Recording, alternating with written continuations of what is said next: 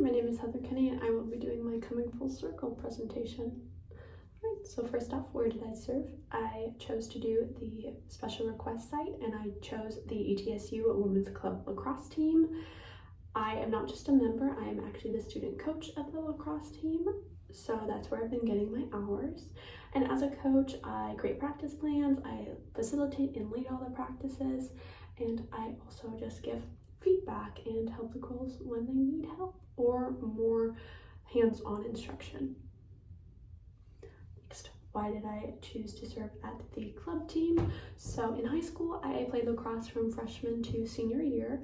I absolutely love doing it. I seriously made some of my closest friends to this day through the lacrosse team, and all my memories of high school are kind of entwined with playing lacrosse. And I just had a really positive and encouraging experience playing the sport, and I learned how much I love the sport, and it's been my favorite sport I've ever played, and I've played many. So I wanted to bring that encouraging and positive environment to ETSU. That's why I provided this picture. We're all very smiley and happy after we won, and you can just see our closeness and how much we loved and cared for each other, and I really do want to bring that to ETSU. The club's history. So the club was actually started last year, which was my freshman year of school. The leadership that were involved in starting the club were unable to do it this year for a multitude of reasons. So the first few weeks of school, our club president, Carly, was reached out to and asked if she would take on the club or else it would no longer be able to function. So she took on that role and she reached out to me and encouraged me to be the student coach. I was a part of the club in fall of last year. I was unable to do it in spring, but I wasn't really even planning on joining the club, but she really encouraged me to do it and offered me the role of student coach to help lead the team. And I have a picture here. It's just a picture of what the Buck Hub on the ETSU website looks like. I just use this to show what girls that might be interested in it would see when they go to Buck Hub and how they would become a member through that. Next, I have the purpose and population. The population is here ETSU students that are female, as it is a women's club.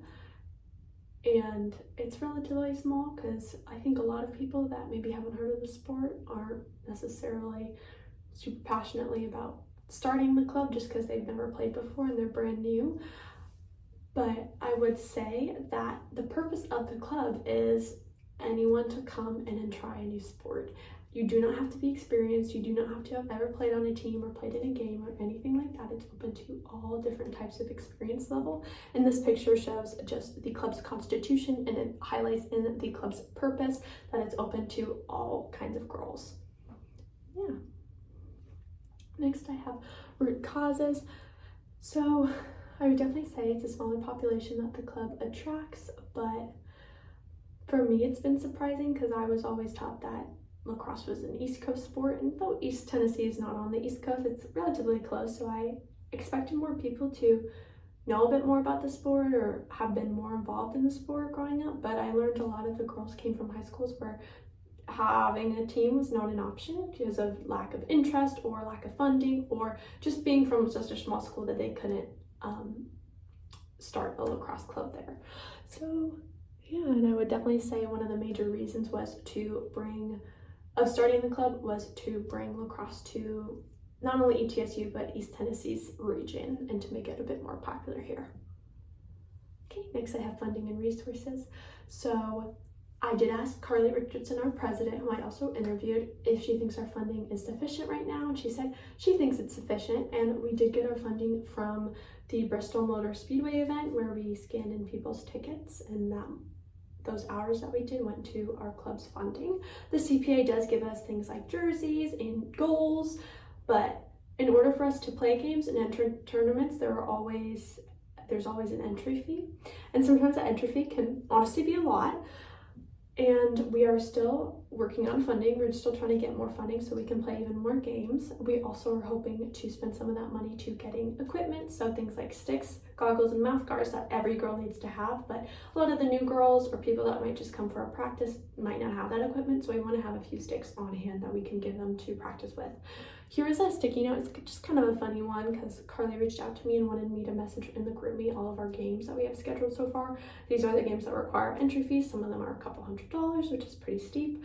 So we're still trying to work on more, but these might be our only games for now. But it's just kind of funny just because it's the way she sent the schedule to me. Next, we have preconceptions. I definitely anticipated more people being involved in the club because there were honestly a lot last year that were involved, but can't be in this year for a multitude of reasons, which is understandable. But I thought we'd have more attendance or more interest in the club before starting to be coach, but I learned that was clearly not the case. We really only have maybe 5 or 6 girls that have come consistently to practice. We have more that have come every once in a while, like maybe close to 8 or 9, but it's definitely a very small amount of people that have been taking interest in the club. And in general, I didn't even think I was going to be playing this semester, and working around my schedule and my work schedule can sometimes be a challenge, but I definitely had a preconception that I just wasn't going to be in the club, and even if I were to do the club, definitely not in leadership, and that was a preconception I had that I wasn't going to be doing it. Next, we have some unique aspects. I would definitely say doing these service learning hours has been more unique just because it's such a small population that I'm working with, and it is unique in the sense that I'm the coach of the team, and I don't know other people that are like leading an athletic club. And that has definitely been interesting. I've never coached anything before. I was never a captain on my high school team or anything like that. So starting to lead that, working around my schedule and leading practices and creating practice plans beforehand has definitely been unique to me. And here I just provided an example. This is our picture to start GroupMe, and you can see there's 27 members on it. A lot of those members are not participating in it this year and just haven't left their GroupMe as of yet. But out of that, we had 18 or 16 people come to our last mandatory meeting, but we only have about 7 or 8 girls that come to practice. So we are working with already a small population, but even smaller than the ones you see listed. Next, I have personal growth. So I'd start off with, in my professional development, I am a business management major, and leading a smaller group, a smaller setting of people has definitely given me skills and experiences I can take on to the professional workforce. Next, I have social understanding. As a coach, I've definitely understood how to read social cues a bit better and understand when people are feeling a little less confident and they kind of come into themselves and aren't super confident in the drills or skills we're working on. Noticing that, noticing somebody's uncomfortable or just not confident in what they're doing has been something I've been noticing and improving myself on. And then lastly, I have civic responsibility. I definitely say it's so important to be a part of your community, give back to your community. In my sense, I'm just becoming a part of this community and becoming leadership on it. And I think as a college student, it's so important and almost something you just have to do so you can build community and meet people in such a new and exciting time. All right. And then I have opportunities for improvement. As I've said, we already don't have a ton of people that are super interested in playing lacrosse just because it's relatively unknown to the area. But on top of that, we struggle with continuing attendance and people coming to practice. So for that, I came up with a few ideas. I definitely think we could table in the Culp and just stay in there so we can see so many people and just talk about our club and give people an opportunity to ask, because there's not that many people that even know we're a club. I'd say printing physical posters could be really helpful, and we could have a QR code link to our GroupMe or the Buck Hub or even our Instagram page. I think would be really helpful. I also think instead of having 2 practices a week, we could have more fun practices and have like a group fitness class, a study session, maybe doing like yoga or going on a hike. So people that are maybe new to the sport don't feel like, oh, I'm going to be doing like 4 hours a week of practicing. It's like maybe we'll do like 2 or 3 of practicing and then an hour or 2 of having fun and getting to know each other. So we're just building camaraderie and bonding as a team as well. This is also just a picture of our Instagram profile. This is what girls would see that just look up ETSU Club Lacrosse Team and they'll find this. It's just a nice example just to show you what they would see when they go into our Instagram.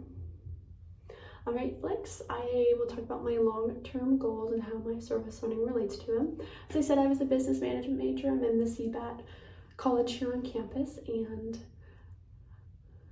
I am obviously hoping to enter the professional workforce. I'm getting my bachelor's of business administration, and I think just being a leader, leading a small team is going to really help me in the workplace, in the workforce. Understanding people's different needs and confidence and skill levels is definitely something lacrosse is helping me build. Next, I just have some stories and experiences,